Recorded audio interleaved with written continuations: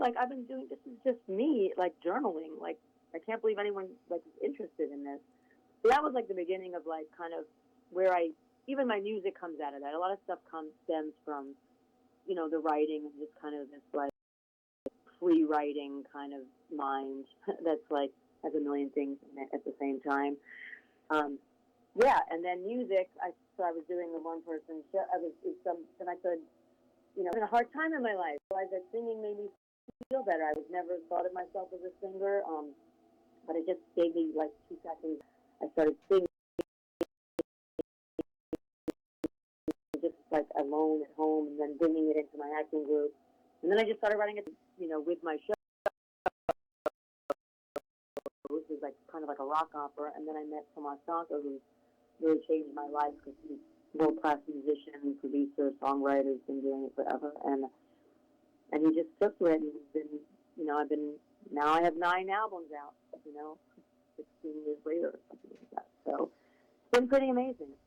Fantastic. We've got Marla Mase with us today. She joins us live here on our big broadcast. So talk to us a little about some of your musical heroes and influences. I'm sorry, the what? I'm sorry, just somehow you're not loud. No, you're good. We'll try it again. Marla Mase with us today. She joins us live here on the Sunday radio broadcast. So tell us about your musical heroes and your influences. My musical heroes. I thought you said tell me about your super No. Okay, We just want to know about the musical heroes, the influences, the icons, the people that have influenced you to be the best, Marla. Tell us all about it, Marla. All right, I like your energy. Oh, yeah, we're waiting. Tell us, Marla, tell us. All right, well, okay. Well, my heroes, let's see. My latest hero, which is not quite a musical one, is Flacco the Owl, who escaped from the Central Park Zoo last year. And someone cut his cage and he escaped, and no one ever thought he was going to make it. They thought they were trying to capture him back. He was born in captivity. He's there 13 years. And then they try to capture him with these, like, dead mice, like, all over Fifth Avenue and stuff. And the owl was like, no. And then, like, within 2 weeks, he was hunting and flying. And he was in a cage where he never even flew. So this is it's not a musical hero, but it's a hero because it's, like, the emblem of, like, freedom. And, like, freedom is worth everything. And so, he did die a year later because, rat poison and all that stuff. But he lived like an owl, like an apex predator, like he was for a year. And it really just moved me and many others. So I just have to say that because it's still so true to my heart. But okay, musical heroes when I was a teenager, I loved Pete Townsend. I was a big Pete Townsend Who fan, but just, to me, the Who is Pete. I mean, particularly Pete and even his solo stuff. I don't even quite know exactly still to this day why it so much resonated with me because I'm not like a kind of, messed up teenage boy, like growing up, like, quadrophenia and like gangs but somehow, even to this day, like the song Cut My Hair from Quadrophenia, like that was like my song when I was like, I guess in 10th grade or something. I used to write it all over the place. Like, why should I care if I have to cut my hair? I never cut my hair. It's just, and just the other day I was listening to one of his solo songs. And again, it's just like somehow there's something in that he was like definitely a big influence in just terms of writing and soul. And let's see, who else in music? I was a disco girl when I was a teenager, which is so funny because most people think of me as a rocker and a kind of post-punk. But I definitely was. I was a disco girl, so I would say that maybe some of those, very funky bands have influenced me. Like, like obviously Parliament, Funkadelic, is the same. Actually, I'm trying to think who else the truth is, I had a lot of musical influences, but I had a lot of author influences. Like, I loved Kafka. Like, Kafka was like my dude, my guy, because I just really connected with his, his brilliance, his neuroticism, Metamorphosis and The Trial, like these things. I guess this kind of paranoia got, like, really, I could really relate to it. Kind of like, I'm going to wake up, I'm going to be arrested, and I didn't do anything. Milan Kundera, writer, from Czechoslovakia, and just there's a lot of writers, Peter Dreiser, Isabel Allende, like, a lot of recently Murakami from Japan. So a lot of, I would say, like, a lot of my heroes were the writers. Even though I definitely love music and I do music and I write plays, it's just a mix of all, of all sorts of things. I love The Clash too. I mean, I do love The Clash, I have to say. So London Calling is definitely one of my favorites, and Lost in the Supermarket, one of my favorites. So yeah, I'm sorry, I'm not all over. It's not just music heroes, it's artists, I guess, writers, heroes, poet heroes, and Flacco. Fantastic, fantastic. Marla Mase with us today. You have such a diverse artistic background: writer, performer, playwright, singer-songwriter.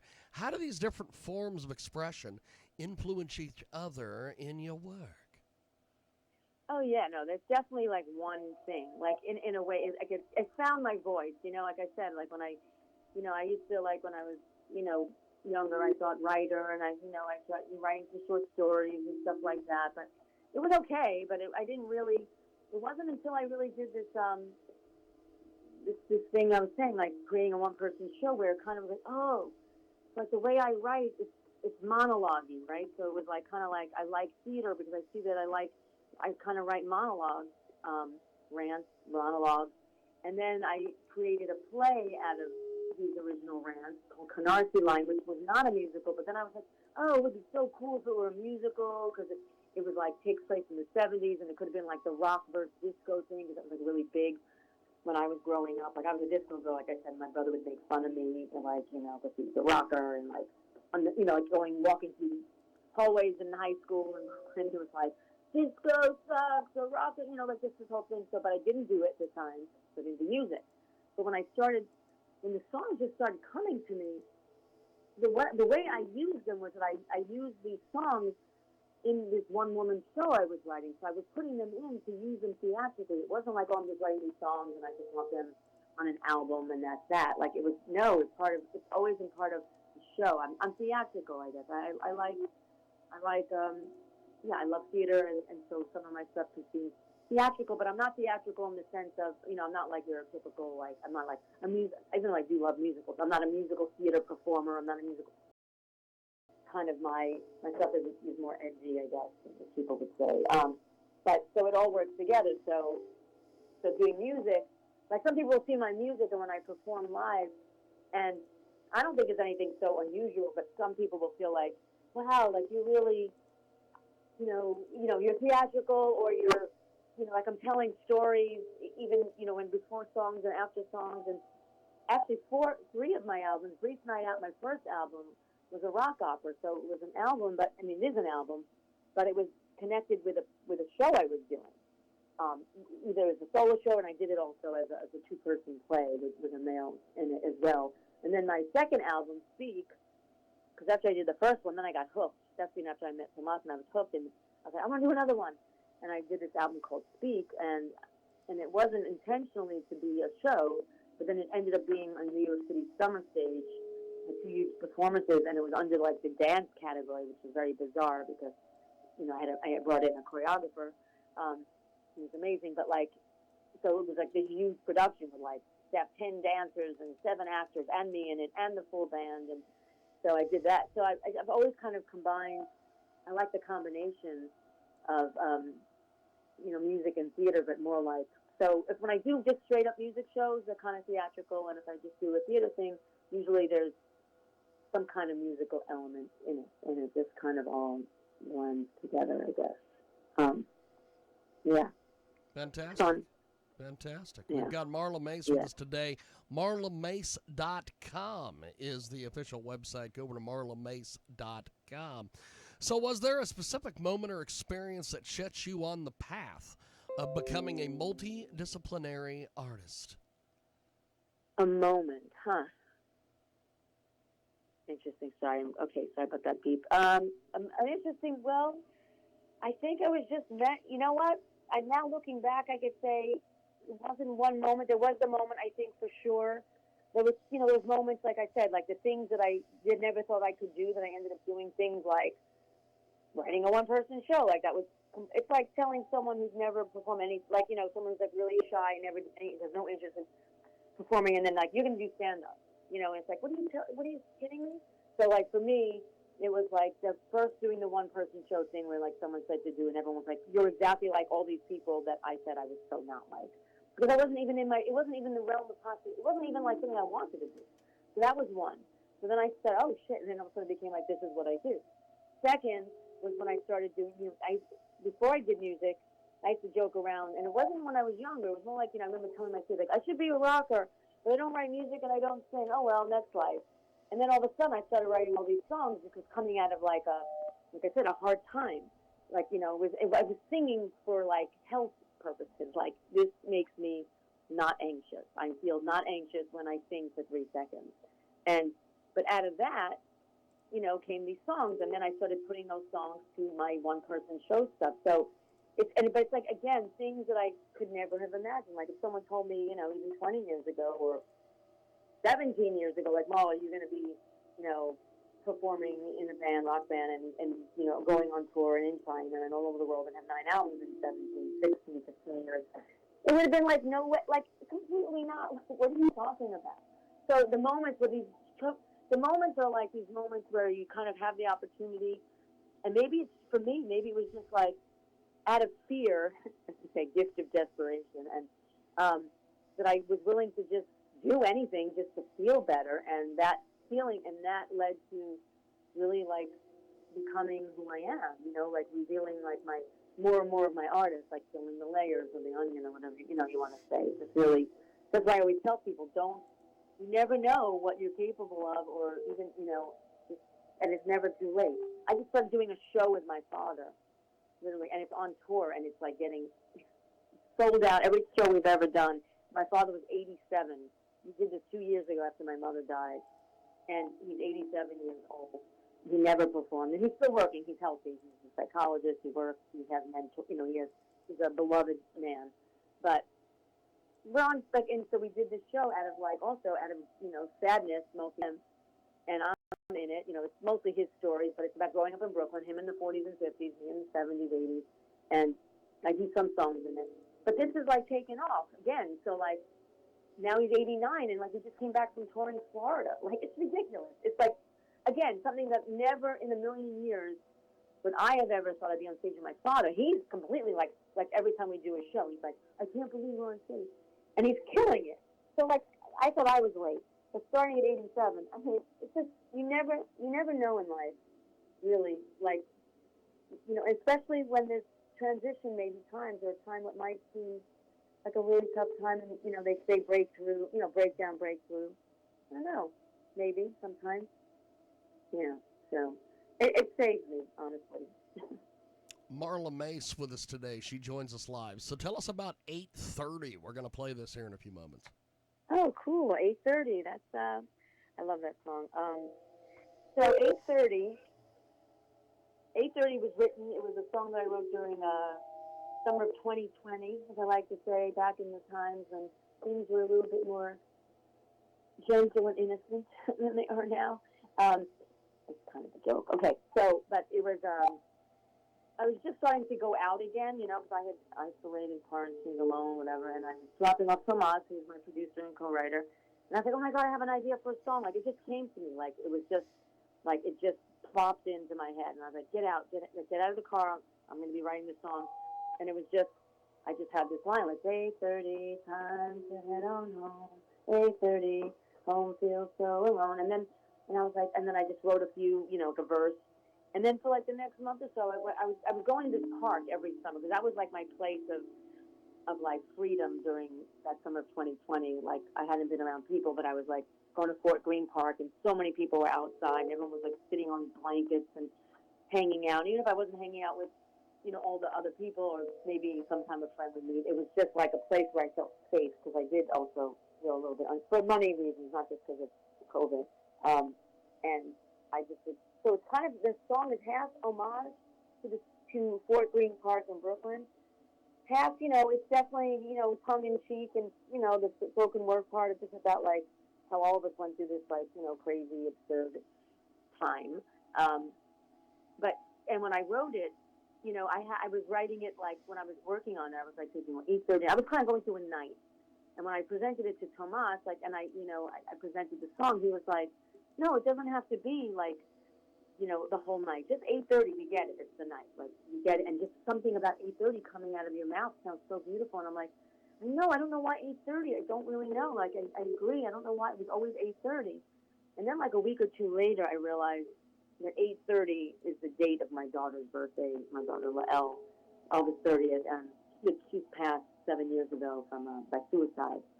And at 24 years old. And so somehow that's like a separate side note to it, but I feel like, maybe there was some connection to that time. Or, I mean, she wasn't born at 8:30, she was born on 8:30. But the song itself was just really an homage to, like, the coming together. Because everyone was saying, New York's dead, like, over the press, like, New York's dead now. And I'm like, it was not, Brooklyn was not dead. It was like the opposite. So that's the song. It's a big, I tour England a lot lately, and that seems to be like everyone's. This is my favorite song. Fantastic. Well, we're going to do this. We're going to put you on a brief hold. We're going to play 8:30. Marla Mase. Here's 8:30, and it is on Yo Big Broadcast.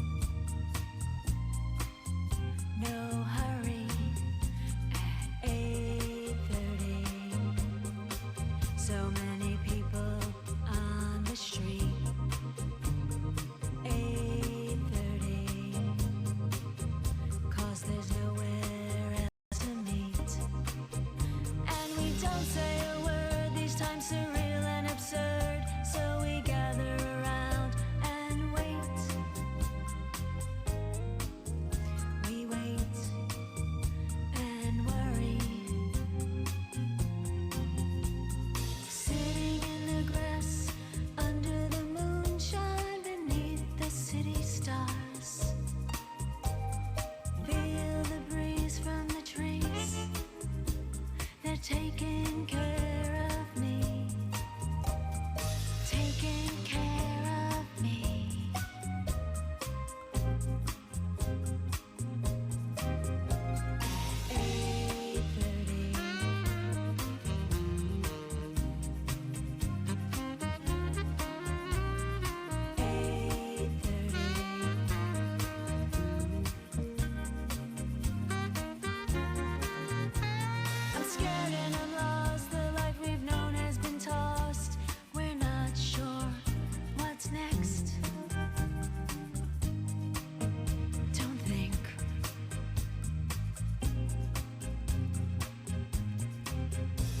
The herd can be observed, grazing in the grass, drinking wine, eating chips and salsa, hummus, hand sanitizers.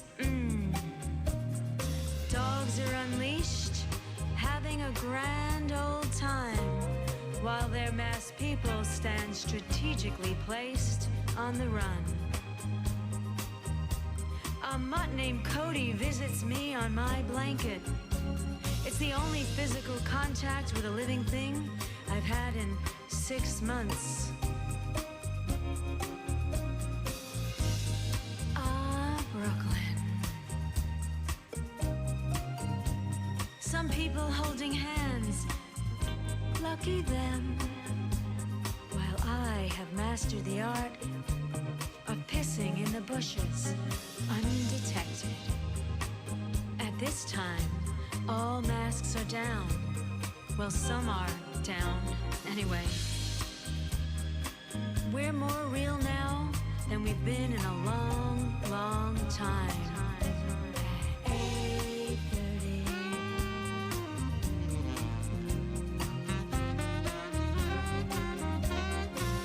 8:30.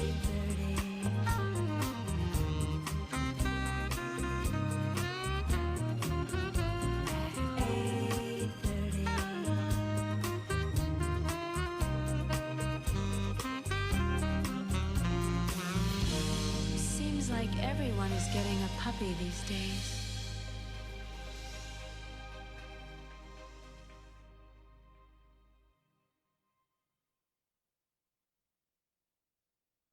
Marla Mase with us today. Now is the She joins us back here live on the telephone. Marla, talk to us a little bit about the reaction that 8:30 has been getting to folks. Oh, thanks again. Yeah, no, it's been great actually.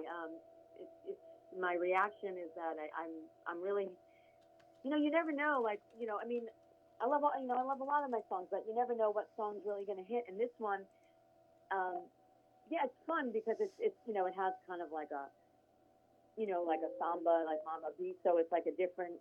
A lot of times people think of me as like more like rock and roll, and I can be really in your face and like bleh. But then like I have songs like 8:30 which are more delicate, but yet not. I mean, because that was also Tomas. Like I had the tune was the same, but it was his decision to put the the kind of like samba beat to it, and that was just so smart because it makes it such a like feel good song to listen to, and yet again, like I was saying before, like I have a certain style. It's like part of me is like sometimes I can seem like I write really earnestly, but really I have a bit of a black sense of humor. So I think this song really kind of combines that mix, because the truth is I was really earnestly like saying God before Green Park and sitting in the park and and it saving me. On the other hand, there was also like just how sometimes when earnest can make it can almost seem really black humor, and I do have that. I have that dark side too, and and so I the spoken word and all of it. It's kind of a combo, and I'm grateful and happy that people resonates with people. I was like I do gigs and people like sing along even if they never heard the song, and now people do know it and they'll ask to hear 8:30. It seems to be like one that definitely I just did a gig last week in Brooklyn, and like someone who I just recently met, and she's, like whatever, young, 23 young, and she was like, I've been listening, and like I didn't say, she's like, I saw her again, she's like, I can't stop listening to 8:30. So there you go. So and the video, I have to just say, is actually really hilarious. So if anyone out there wants to check it out, the music video is pretty funny. I'm a funny character in it. Like my stylist really did a great job, and so as the director did, William Murray. Really amazing. We've got Marla Mase with us today. She joins us live here on our big program. So as we wrap up with you, Marla, what is next for you as an independent artist? Okay, well, like I said, I just released my 9th album. It came out what's today? Today's Sunday. It came out on Friday. It's called Infinite They Went. It's kind of like a retrospective of a bunch of songs. 8:30's on it, but a bunch of a whole bunch of songs over the years with one new one. It's also available. I actually released it originally as vinyl, and now I put it digitally. So that was my first vinyl, even though I have like 9 digital. And then the next thing that's happening is that I think I'm going to England in a week to tour again. This will be like my 4th time in a year, to do we're doing a bunch of gigs. One at the 100 Club. I'm gonna in London, and then I have a couple of festivals booked. One of them, High Tide in Twickenham, which is a kind of pretty great festival, right outside of London in the summer. So a couple there. That's happening. I have a bunch of shows coming up. Being Somebody, the show I do with my dad, we have one coming up in Manhattan. I mean, we do a lot in the city, but this is the first one we've done actually in a while in the city. We live here. We've been on tour. And then, we have a couple big books of that. and I'm working on this kind of classical. I have a lot of things going on. I have a lot of stuff. You know, I have this classical piece that I wrote to see with that. So I'm always, you know, you asked before about how everything comes together. I have a very mind that's all over the place. So probably why I'm multidisciplinary because I'm multi have a million thoughts at the same time. Yeah. But all good. So anyone who wants to check it out, marlamase.com. I'm on Instagram at marlamase official. You know, Facebook, but no, I forgot that. But Instagram, that. Probably on TikTok, someone else does it for me. And yeah, check out like tours and stuff coming up and new works coming out. Sure. Fantastic. Fantastic. Well, we appreciate I do the have time. a new album coming out this summer. Sorry, it's called Midnight Show also. Hey, you're busy. You're busy, my I'm friend. busy, yes. So Marla, thanks for making as much time as you did for us today. We will talk to you soon. Have yourself a wonderful, wonderful rest of your Sunday. Thank you, my friend. You too. Thank you. Appreciate it, my Bye. friend. There she goes. That is Marla Mase. She joins us today here on our big program. We've got more coming up on the other side. It is the Sunday radio broadcast. London.